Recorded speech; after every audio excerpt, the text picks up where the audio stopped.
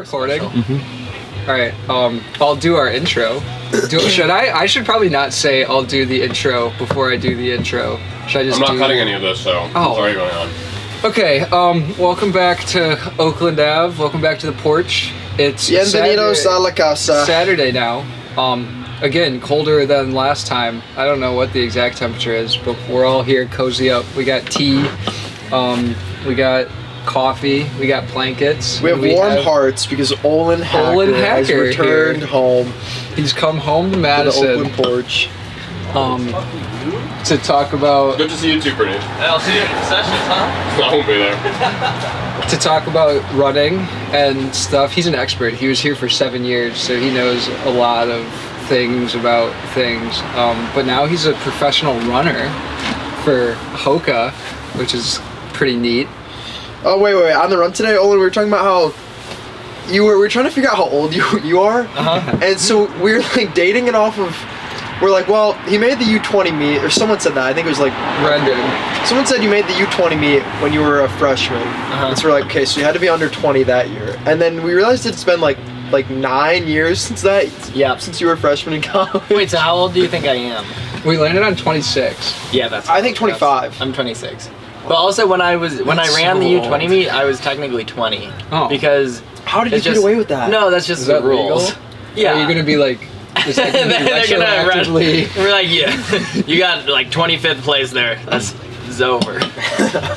No, it's you can be if you turn 20 in the calendar year which the meet takes place, that's fine. So I started that year at 19, and then I turned 20 just before it. Did you do the U20 meet? Yeah, but yours was Worlds, wasn't it? Mine was like, mine was a little baby one. It was like only half the globe. I feel like that's not even. I feel like that's still the rule. Maybe I'm wrong. Maybe I was 19. I don't know. Well, either way, now you're old as shit. Oh wait, no, I'm actually so lying. I was definitely 19. I'm pretty sure the rule is because that was my freshman year. I was 18. I turned 19. Yeah, never mind. My bad. Anyways, another thing I want to talk about that's just crossed into my conveyor belt memory of whatever is the trees. They're really pretty right now, but they're on like the last. They're losing their leaves. You know, like we passed a lot today that were like fully leafless. It's gonna be winter so soon. Well, the thing is, I got here on Saturday. The trees were perfect, but then because of all the rain, I think it knocked a lot of leaves. But you have this nice maple. Right now we have a really good tree. Yeah, we still have a green tree in front of our house. Does this one go red? I hope. Or does it just go yellow? I think it's yellow. You got things, you can things, kind of tell it's starting to turn yellow. I think you've got things to look forward to. Yeah, I don't think everything's over. Like, it's not really winter until, cross nationals also. So you got some things to look forward to. You got 3 weeks until cross nationals. Exactly, from today. In exactly 3 weeks, we will be in West Virginia. Yeah. Virginia. Nope, you always say that. It's just plain old Virginia. It's normal. Charlottesville, Virginia. It's a race. Yeah, I feel like the cross season, it's like 4 weeks. It's like, I feel like it doesn't really start till Big Tens. Nutty, you could say it starts the week after Nutty. Yeah. So it's 4 weeks. It's a really specific time. Yeah. Have you guys raced at Virginia before? No. Have you raced at Virginia before? I've just seen pictures, and I feel like it looks a little bit like our course. It looks nice. It looks like grass and some trees. So. Our course is less grass, more mud right now. A lot of mud. Wait, but talk about your beverages right now. I want to know what you're both drinking. It's some weird coffee thing, right? This is just coffee with milk in it. How do you make it? Like, is secret ingredient love, or like, there's Sweeners. Deuces, Sweeners. She's got her AirPods in. She can't hear you. She waved. It's locked in. This I made with an AeroPress because that's my preferred method of making coffee. Then Olin has the same thing. I've got an English breakfast tea donated to me generously by Rowan. I got it in the biggest mug I could find. That nice red one. That one is one of my. That's like S tier mug. Yeah, I mean that's the thing. I think tea, especially like coffee. I think you can. At least for me, I don't drink coffee every day. Probably just before workouts and races. But I think you can overfill a cup. But with tea, I think you just want as much volume as you can have. Just as much as possible. And then I've got a little bit of whole milk in there. And you put sugar in your tea? I generally don't, but sometimes I do. I like a nice sweet tea. I'm feeling sweet. I think it's because I never really had that sort of tea before Jack Mayer started making me that sort of tea freshman year, and he always put like 2 spoons of sugar in it. Okay. And I really liked that. Yeah. And then Schwabe did the same thing, but he used condensed milk, which is also super. Schwabe's sugar to tea ratio is crazy. It's like I think sugar. Ollie introduced me to tea. I think that's a nice thing about college, you know. Like we're just some like dumb American boys from the Midwest. We don't drink tea. Then we meet some other people and they're like, you should drink some tea. Don't sleep on the Midwest boy. What we bring to the table. We bring a lot to the table. What do you bring into the table? What are you bringing Name to the one table? thing specifically. I'm bringing this big red parka to the table right now. That's a really lame thing to bring to the table. I need to think a little bit. I bring a lot of things to the table. Bad weather. We're used to running in bad weather. Yeah. Would you consider Half-inch yesterday bad spikes. weather though? Not really. No, yesterday Wasn't was that bad? It was warm. Should we talk about yesterday? I was Yeah, you steaming. probably should. I don't want to tell you how to run. We your podcast. won the Big Tens again, which is very cool. Great thing to do. So that's Yeah, what we 50 did yesterday. Something. 54. Go us. 6 in a row. Mick is now the winningest Big Ten coach in history. We got the 4th lowest score in the meet. I thought we were going to go 1 through 5 for a little bit there, but Yeah. Tommy Brady managed to Yeah, kinda- he ran good. keep on trucking. To be fair, like, you know, Tommy Brady, I'm sure you're not going to listen to this, but like, I was not cheering for you. I was cheering against you, but you ran well. I was hoping Evan and Adam would pass you though. Tommy always runs well. There was a point at 7K where we got up the 1K hill for the last time, and I was dying, and I looked ahead, and I was like, oh my god, he's going backwards. I'm going to have to either stop dying, or I'm going to be Yeah, the no one who pressure. doesn't Pressure's on Rowan for get the us 1 through 5 for a 1 brief through moment. 5. Yeah, wait, so at what point did you guys think, at what point in the race did you still think you had a chance to have a perfect score? 7K, honestly. Because 7K, Tommy okay. Brady, he looked like he was going to go backwards I'd say really, before really 7K. hard. It was coming up the 1K hill of the last loop, so that's like, what, 6.5K? Okay, that's close. And- I would say that's... No, 7K was like back to like, I don't know. I have a very explicit memory of like, because Adam like said something to me, he's like, we can go get him or something like that. And then Adam went way wide and I went way right, so we like split and then we came back together and Tommy was kind of like, I don't know, we were the closest we were to him for the rest of the race, I think, right at that point, like coming up that hill. Okay. And we thought we were going to get him and we were like, no, let's wait and save the energy for the end, and then he had a second wave. Yeah, Yeah. he's pretty tough. How does this compare to the last 4 Big Ten championships that we've run? What would you I think say? I've only run 3. Whatever. of I those. think I've only run 3. No, I've run 4 because I've been here 5 years, and that would have been my 4th one. Yeah. Okay. And you're the same because we've ran the same number of Big Ten championships. Well, the most hype one was my first one. Well, we already talked about that. The COVID. So Yeah, sorry yeah. about that. Well, did we get the best score that we've ever gotten? We got like 19 points, right? Maybe we should talk about the results. So Bob 1. Bobbert liking 1. Congrats, Bob. Jackson got second. Decided to let Bob have it. Thanks. Yeah. Cheers. Cheers. Then me. Then Ro. Your then Tommy Adam, then was 3rd. You were 4th. yes. Adam was 5th. I was 7th. Wait. So who else beat you? That Michigan State guy. Andy Andrew. Nolan? Yeah. Yeah. Yeah. He's good too. I thought it was the other guy you said was going to beat me. The Casey guy. I thought you said he was going to be good. They do have another guy. There was Yeah. also that Michigan guy, And then Owen. Micah was 10th. Micah was 10th. That was real good. Micah was and, really good. and Josh, 27th. But Micah actually ran, because at first it was just you 5 in the lead pack, and I was like, oh, that's awesome. But then I think I maybe missed Micah one time, but I was like, oh, their 6 is so far back. Which, like, you guys all looked fine, but I was like, it's, you want some more depth. Yeah. But then Micah, you know, he ran through a bunch of folks at the end. Oh dang! So he like He passed a bunch of people. Wow. I think he was running a little conservative at the start. yeah. I That's think probably smart. I think it's Good. That's what kinda Mick told him to do. Yeah, Yeah. that's exactly what Mick told him to do. And Mick was terrified that he wasn't. Yeah, doing Mick just, how many times do you have to say, just bark at us, stupid is what stupid does, and then he looks at Micah and looks at me, and it depends on the week who he looks at first, but I think those are both fair people to look at. Mick, when he okay, Mick says was that. so, Mick and Aaron were both so happy with me after this, so like, they were just like, they just kept saying like, you see how you can do when you don't race like an idiot, or like when you use your head. Yeah, so like they just kept making comments like that. It was like a backhanded compliment. It was like, how is your race strategy? You feel good about? Because I feel like overall in a race like this, the strategy's not super difficult. You just kind of go in the lead pack and stay there. Yeah. But you guys feel like you ran a smart race? Yeah, I don't know. I don't think I've ran a dumb race all year.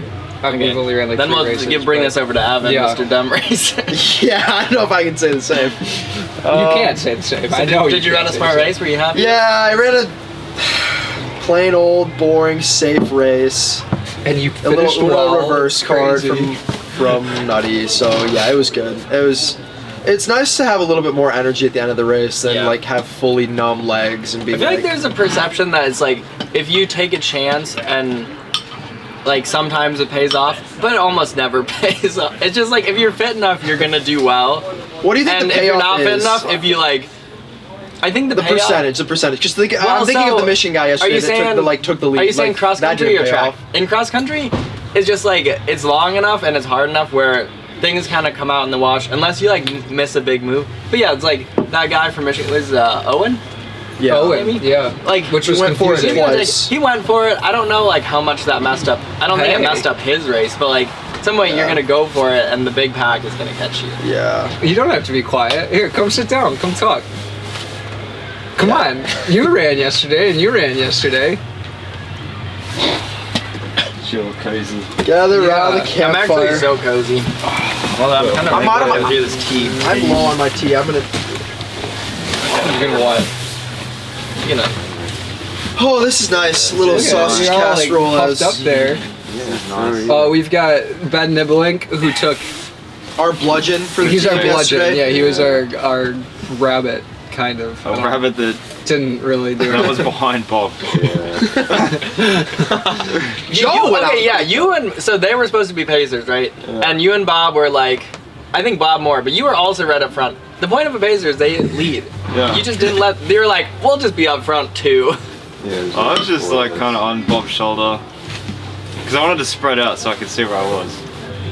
But we Bob had a nice like, spread at the start there for a while. Wait, why did you want to see where? Like you wanted to see the ground in front of you? How much were you picking line? How bad was the footing? Some spots were really bad. On the hills, it was really bad. So would you go wide? Yeah. Okay. On the 1K hill, like down at the bottom of it, you either had to go like far on the inside or like way wide on the outside. The whole middle part was like all torn up. Did anybody fall? Joe. Oh yeah, he just got railroaded off the side of the course there, right? We were theorizing that it may have been a tactical fall. We're not really sure. But Joe is another one of the guys who was supposed to rabbit. Who did, but didn't really. But it wasn't their fault that they didn't really, I guess. Olin, what was your favorite Big Tens out of the many? The 7 that you ran? I think maybe it was the first one. Because that first win is fun, but it was my redshirt freshman year. The year before, when I came in as a freshman, we were supposed to be like really, really good. I think we were like ranked 4th going into the season. Whoa. And then everyone like got really excited and like trained really hard at camp, and they were doing like crazy tempos. And then everyone was probably at peak fitness at the start of September. And then I think there was like one race at Louisville where I love them. They were like everyone was like sticking together as a pack, or I think they were kind of doing their thing. But I think the 5 runner, I don't remember who it was, but it was like kind of fading. Mick was like, "Oh, go back and run with them, run as a pack." And so they did, and then they got like destroyed, and everyone was like mad. They're like, Wisconsin's messing around. They're giving out points to everyone. And Mick's like, "It's all a tactical move. I just didn't want to show our cards." But it was really that we just like we're actually just not that good. Everyone was overtrained. And then, so that like really kept blowing up because it turned out we just kept being not good that season. And then was that 2018? 2017? I'm not. No, I'm not. It was like 2015. 2015? 2015. Oh my god. My true freshman year of high school, college. And then we like lost. I think at Big Tens, like Malachi Shrilbajan, who's like a multiple Big Ten champ. I think he had a broken sacrum. He still ran. I think he dropped out. We got like destroyed, and that was pretty heartbreaking. But then, so the next year, we were like doing solid. But I think we didn't run great at Nuttycombe, which happens. Happens to the best of us. Yesterday they were like, and the Badgers, who've won the meet the past 5 years in a row, Coming and off got a- 22nd at Nuttycombe. Like, was like, we don't yeah. have to talk about that. But yeah, so like but it was like things were really close going into Big Tens. I think it was both Michigan State and Michigan were pretty close to us, and we like barely edged out Michigan State. But I actually thought we had Dang. lost. But then that was like, I think the closer the win, kind of in general, the more. Definitely, yeah, that's what we were talking definitely. about. Because we had that other one, I think, your freshman freshman year, year. Jackson. Where we ran terrible at Notre Dame. Yeah. Terrible at Nutty. And then we barely squeezed it out at Big Tens. Yeah, decent at Big Tens. And then- terrible at Horrible regionals. at and regionals. We terrible. barely made it, and we ran bad Awful at national. We had one Yikes. good race that year. So What- both of those were really fun. What's your favorite college cross country course that you've ever ran on? Or least favorite. Obviously And least Zimmer. favorite. Okay. I was getting my new teammate Ahmed Muhammad. He ran at Florida State. And Yeah. Adrian too, but I haven't actually talked. But he was like, "Oh yeah, the Florida State course, best course in the country." I was like, "Bullshit. It's Wisconsin. It's Zimmer Memorial." Zimmer Their Memorial. course is Huey not a Memorial. cross-country course. Their course is a grass. Yeah, the thing track. is, it's gravel. I don't know, Yeah. like it's gravel. And sand, kind of. Mick hates that. He was talking about it yesterday because it's an awful spectator course because you just can't like really get around to see people. Which, as a spectator yesterday, I saw you guys a bunch. Yeah. I had a ton of fun. I saw Although, people so many times. I think the muddiest I kept part on the saying no. course was for the spectators, just so you guys No, that's not true because Is it, we were also Oh, you we did were watch- watching the women yeah. running in the spectator. Yeah, we Did did. you go in that middle thing Yeah. going Very up and good up? job. Yeah, that was pretty The good. hills were that was like surface level mud. The hills were Yeah. like that, but like this deep. I suppose you're probably putting a little more The force into the 6K ground. mark was really soft. The 6K mark was Yeah, really that bad. was bad. Yeah, That was the worst of it. yeah, I think it was. But that hill's not as like steep, so it wasn't as And it like gets bad when you slidey. Yeah. Okay, how about more generally? How different is life? Yeah, life. You can talk about training, or you can just talk about life in general.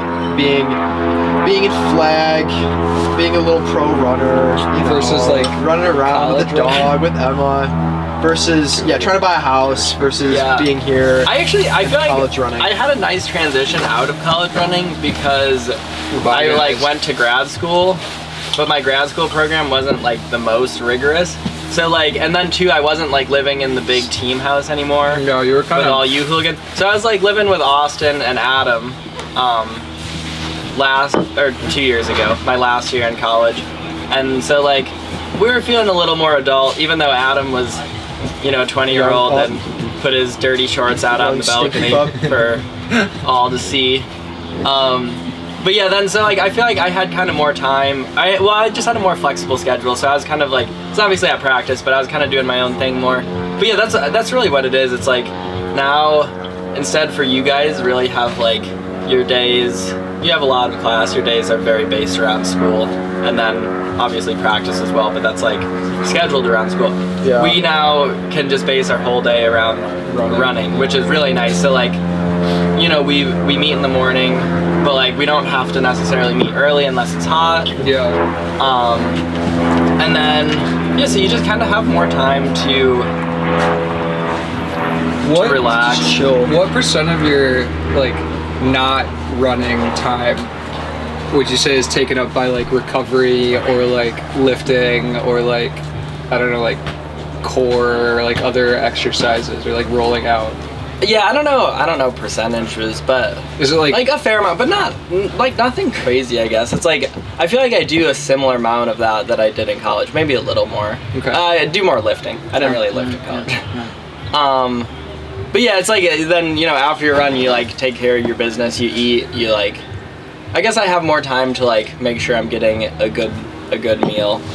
what's your after favorite? every Do you have a run. new favorite thing to cook or is it still kind of? I mean, pretty much after practice in the mornings is just eggs. Eggs. Because too, How like, many eggs? you get back from the track and you're just like really hungry. Yeah. 2 to 3 normally. I feel like everyone has a different number. Like Nick, I used to do 3. Nick is 4. I'm I normally go 4. 2. I usually do 4 if I make scrambled eggs, 4 or is a 2 if lot. I do easy eggs. But I was doing 2, but then my teammate Abby was like, you should be eating 3, and I was like, okay, Abby. the whole extra egg is really Yeah, good. you gotta need that extra protein. Okay, what do you do in your free time that's not recovery running based? Yeah, how limited are you with what's running? your- Because if everything's about like being the best runner you can be, I feel like there's a lot that immediately gets crossed off the like life checklist. Yeah. Like you can't do a lot of things. Well, then I feel like I feel like I'm a like domestic house husband after that, because my girlfriend Emma, she like works full time, which it sounds pretty rough. but yeah, I'll take our dog for a walk. I'll like clean up the house. Sometimes I'll make her lunch, although not that often. She just like doesn't eat lunch sometimes, unless I make it. Well, she eats lunch. She just forgets because she's busy working. It must be horrible. That. Lunch is a useless meal. Yeah. I love lunch. But yeah, so then like, or I'll get dinner. I'll go to the grocery store, make dinner. But yeah, then like I probably spend a little bit too much time just like after kind of stretching and rolling, then like laying on the ground on my phone. That is like, I could probably be more productive. But then too, I don't know, you have like various computer things. like emails. Like emails and paying bills. And like, I don't know, I actually need to update this, but I like keep track of expenses for tax purposes. Stuff like that. Oh man. Last year I did my taxes for the first time, because before my dad just like essentially did them for me, because I had no income. I had scholarship money, but like I just got like the form from the university. I just sent it to him, and he just, because I guess I was a dependent. To do taxes for your scholarship money? I don't know. There's a form I sent to my dad, and I was his dependent. So I'm sorry if the IRS is watching. I apologize for not doing that. I haven't. But yeah, I don't know. Anyways, back to it took me like, I started it in January, and it took me like the whole 3 months to do my taxes. I was really working through them very slowly. I was going to say, how often was it because it was difficult, or because you just weren't doing? It was basically, I was like, oh, I need to get an early start on this, and then I made some pretty good progress, like, in January. Yeah. And then I was like, okay, I'm doing it. So then I stopped doing it for about a month. So things aren't that different, because that's how most of my school projects go. That's the thing. I was like, oh, I can actually finish this not too bad, so I don't need to focus on it that much. And then I didn't do it for a while, and then I finished it, in April. That's awesome.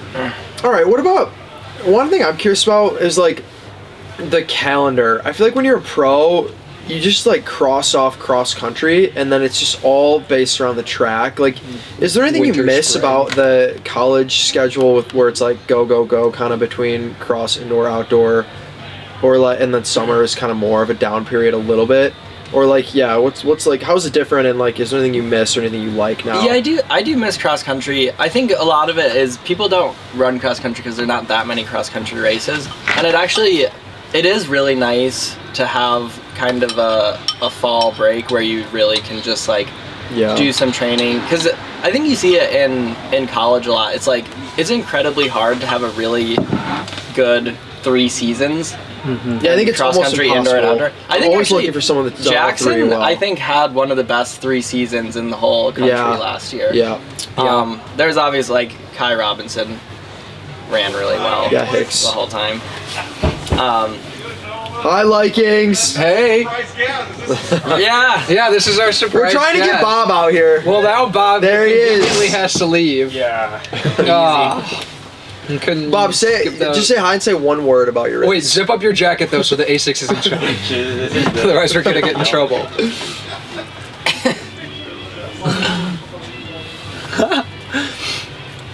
got my zippers covered. We'll just button it. Just hold it closed. You're oh my fine. god. No. I'm doing it. Yeah, we gotta show off our. I'm kind of heating up over here. You're getting warm. I'm getting colder. I guess I'm eating cold yogurt. Okay, the A6 is still challenging. How's your yogurt? It was delicious. Thank you. Ladies and gentlemen, Bob Liking, Big Ten champ. Hello. Do the 3 thing. Everyone loves that. Yeah, that's your sign. No, that looked a lot cooler in my head. I thought it looked pretty cool. Pretty sweet. Yeah. I thought it looked cool, and then like, I don't know, I saw the pictures. I just kind of looked derpy. All right, thanks for stopping in. Bob. Yeah. Oh, wait, just say derpy. Look in the camera and say derpy. Derpy Bob. Are you guys going to the game tonight? Cool. Are your folks? So your grandma was there? That was terrific. Yeah, my grandma was here. No, they're heading home tonight. I think. I don't think they're going to the game, but they're in town right now. I'm gonna go hang out with them after this. Okay. Evan, what about your folks? Are They're here. Yeah, I think I'm gonna get them to go to the tailgate over there. Oh yeah, I forgot about that. Tom, there's a fireball keg allegedly Oh, that's awesome. made for you. Oh, that's awesome. They're having the tailgate over. Yeah, and a DJ. same The place. Milwaukee Bucks DJ apparently is gonna be there. that So was a mistake. they're going all out. Yeah. Going all out. Oh, Yeah, thank thank you. you. Yeah.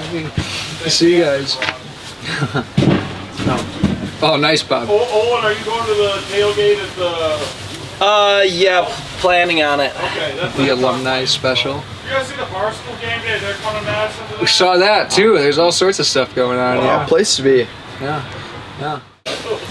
What were we talking about? The pro season. Oh, Yeah, yeah. this season. But yeah, there's like it's nice to have the whole fall to like do your training. But then I Go think to a Halloween party. yeah, it is actually pretty go though, just because I guess you do have a long section from like September, probably, unless you're gonna run like some people run like one of the early 5Ks at BU, or like I'm gonna run the Sound Running cross country race this fall. But then it's like then you have until indoor. But then after that, like it's pretty much indoor, and then you go all the way through September. So it's Yeah. kind of just like you have a longer break, which I think is really important to like, have a good base, have really consistent training. Yeah. But then it's like, then you do indoor, outdoor, and outdoor just goes for way longer. And so they kind of like take cross and just like Yeah. tack it onto the end of. Yeah. but yeah, there's just not a ton of cross country opportunities, and like I feel like I do miss that. But Maybe I feel like a world championship year, you'd like maybe run the U.S. trials and Yeah. then go to the world I'd like to champs. if- try to do that at some point. Yeah, if it fits in the schedule. But the big thing about cross is like the team thing. Yeah. And that's big in college, but it's just not as big. yeah. Right now Just a bummer. as a pro, even though like I'm on a pro team and like we'll do a team race and that's gonna be really fun. It doesn't mean as much as like going for an NCAA title or just Yeah, 100%. going to the NCAA meet or winning a Big Ten title. Yeah. Yeah, that was a big reminder for me. Like after like the race, Mick was right about when he was like, it's gonna get emotional. Like there's gonna be people Yeah. yelling the whole way. Like don't get too excited, basically. And then of course he looked right at me. But An emotional guy. it was true. Like there was a ton of energy and it was so fun. Like just having our huge pack, and it was definitely a very like special day. Like afterwards, getting to. I mean, Micah absolutely loved that part of it. Like Yeah, Micah was doing high engaging the fives and crowd. hyping That was everyone fun. up, He was like- good with that. But it was really cool. Like I mean, having Yeah, I mean, there's a winning the lot title on our of, especially horse because and- there's the alumni event. So there's a lot of alumni and a lot of people like really care. Yeah. How you guys do and really want to see you guys win, me Yeah. included, and like it's still cool for us to like kind of Come back. And watch. come back, watch that, see you guys be successful, like kind of be a part of it a little Yeah, bit, just yeah. like those are the guys I was cheering for. Yeah, so that team aspect is really fun. We did get recognized by some lady on a bike today. We had someone on the which was trails. nice. People know Yeah, us. two. Yeah, Believe it or not, people care. There's a specific set of people who pay attention and care, and we appreciate them. Yeah, definitely we appreciate absolutely them. appreciate them. Yeah. Okay, I have a question. So you obviously have been like at the highest level, whether that's like the NCAA or now professional running for a long time. How has like the sport changed since you like entered it? 'Cause or since high obviously- school. Or since high school. Like you've seen a after ton of different. after eras. COVID, there's like now the bubble of like everyone running insane. Like I think Morgan was able to get to nationals his senior year with like a 14-minute 5K for indoors, and now it takes like 13, 20 40 something, 26. something ridiculous. Yeah, 20 something. Like what have you seen that has like caused that, or like what do you? I don't know. You're like I mean, yeah, obviously, old like man. people have gotten Sage so much better. wisdom. I think, yeah, it was rough for me a bit. You mentioned indoors, where there's like I think either 2 or 3 years in a row where I was like 17th or 18th on the bubble to not that make it into stinks. indoor nationals in the 3K. So that was a bummer. And then like the next year I'd run like a little faster. I was like, Yeah. okay, this is made every of the past years, including last year. I should be good. And then again, I just miss it. What time were you running? Like around like 7:50? it was I like think- 7:42 at Oh well, that Seattle, right? No, it was 52. 52. I think one year I ran 7:56 and I was just out, and then the next year I ran 7:52 and I was just out, and then the next year I ran 7:45, and I thought that was actually going to be out. my senior year, that indoor, I was like, I hadn't lost a race all season, and then I thought, I was like, okay, I'll be fine, 7:45, and it almost got bumped out. That's okay. insane. Yeah. But yeah, I don't. There was the year went backwards, the COVID year. It Yeah. regressed. It was like 70. But that was the just- that was a weird 78 stuff round that was the year. first one out. But yeah, I guess I don't know exactly why people are running so much fast. Like, obviously the shoes have a lot to do with it. But yeah, I don't know, like, too, like, high school's going crazy. I think the high school thing, high schoolers are training harder and better, and they're seeing that, like, they can push it, which I think is not always a good idea, because sometimes You just like high schoolers push it really hard, and then it's hard to... there's nowhere to go. Yeah, there's nowhere to go. But then there's some high schoolers that push it really hard in high school, and there's places to go, just because they're, really good. Yeah. But yeah, I don't know what it is exactly, because I feel like at some point, I feel like, things have been getting faster, but then I feel like I, to some degree, have been able to also respond to that and get faster. Mm-hmm. And so, it is movement, and I think it carries a lot of people with it. And I think that might be just everyone getting better, shows you that you can run that fast, and you have to if you want to.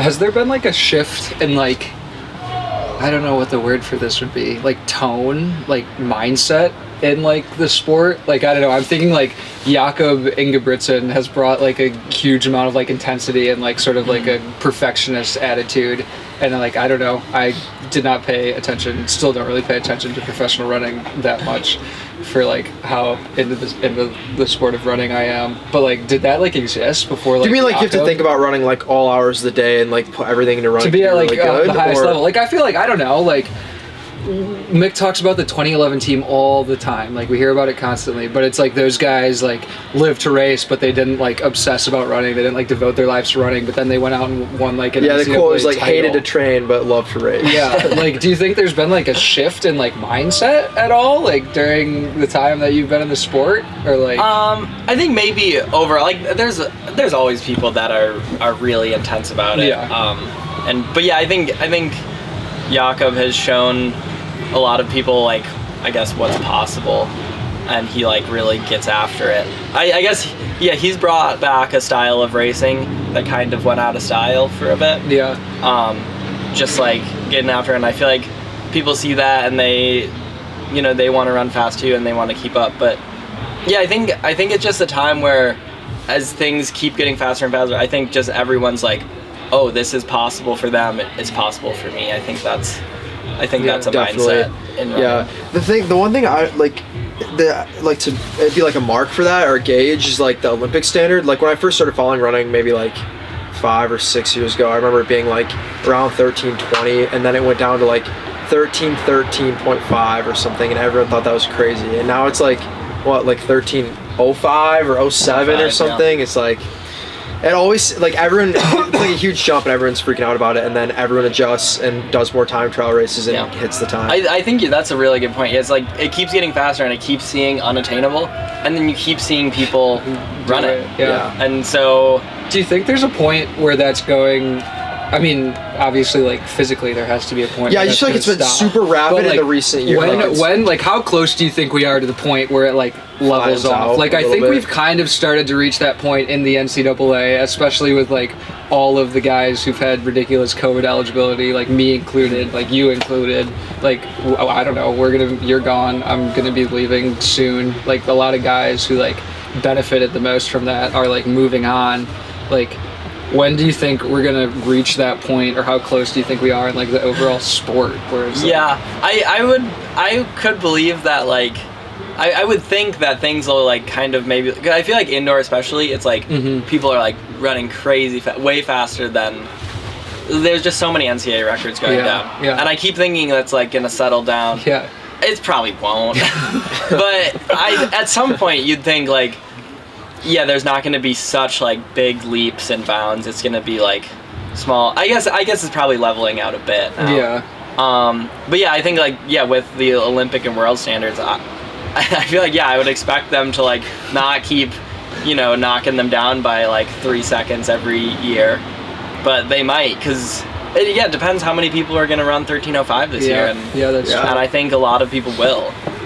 That's the thing. Like, just imagine a world standard that's like 12:58 or something. And it might. Which like used to be the American record not that long ago. far off Because from that. yeah, that's like people are running that. People are like going out and running 12:40. So like, what do you Well, think? What do you think would have to happen for like? Do you think as long as there's still like just enough people running that to make the team, they're gonna keep lowering the standard, or do you think there's a certain point where it's like, okay, only like 3 or 4 people are like able to? That's the thing, because last year at the trials, it was like only, maybe it was the 10K, or maybe it was, I can't remember, I think it might have been the 10K, where only like 3 people in the race actually had the time at the trials, which made it way less exciting, because it was like, these 3 people are making the team. No, I mean, nobody runs that quick at the, especially now with how fast it is at the trials, so it's like, the team's already picked, why even run the race, you know? Well, but there's the emphasis on the world ranking now, because like then, true, yeah, that's true. I might be wrong, but I think Sean McGordy. Yeah, I think you're right. World ranking I think you're right. Qualify, and then he ran That's the a good 5K point. time in Houston. Yeah. But too, like, I mean, those standards are set by IAAF, probably. I think they're based on how many people roughly. Okay. I don't know. But it's like, I mean, for like they don't like whoever's setting those standards, they don't really care about how many Americans have it and what their trials look like. True. And so like most countries too, it's like if you're on the standard, you're in. Yeah. And so yeah, I mean, I'm sure they're looking at that, but I think too they're wanting to push world ranking, wanting to push people racing. Which is a good thing. I think that's a good thing. I feel like something I learned this year, I didn't know that much about world ranking, but it's like you get points, like some meets, if you like win, you get extra points from that. But it's like some of the meets, they're just like, the meets are graded, and then no matter what, who shows up, it's still graded at that. So sometimes you get lucky, you go to a meet, it's not super competitive. Yeah. You can get a bunch, like I ran the Portland Track Festival and it wasn't super competitive, and it was a silver labeled meet, maybe bronze. But I got a whole bunch of points from that, and it's like, I mean, that's how Duel got into the World Championships. It was worth more than when I ran 10 seconds faster, but then was like 10th overall. That's crazy, wow. And so, yeah, it just encourages you, like, doing a lot of races, you're probably going to show up to one where it's not that competitive, you can place high, get a bunch of points, that'll push you in. Yeah, and I mean, maybe I'm wrong, like, correct me if I'm wrong, but I think there's not really a negative, like, attachment to racing with the point. Like, I think you could, like Abdul was saying, they take your 3 or 5 highest scoring races, and like that determines your score. Like you can race more, and it's just it's not going to. Yeah, no, it encourages racing a lot, which is a great. And I think I think for the 800 it's probably 5. For the 5K it's your best 3 marks, but then I think 15, 8, I think it's 5. Nice. So yeah, you might as well just go out and especially in a 15 and 8 where you can run a lot, you try to win some races, try to run fast. Yeah. But yeah, it encourages winning, and I think that's a lot what the sport's about. Yeah. Yeah. Racing.